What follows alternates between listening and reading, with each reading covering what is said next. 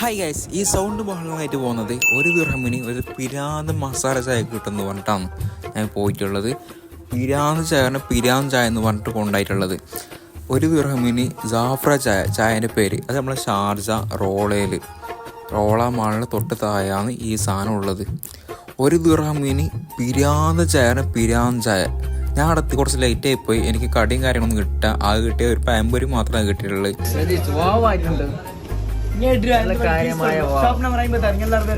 എല്ലാവരും പറഞ്ഞു നമ്മളെ കാര്യമായ അജ്ജു ടീ അപ്പത്തിന് എത്തിച്ചേരും.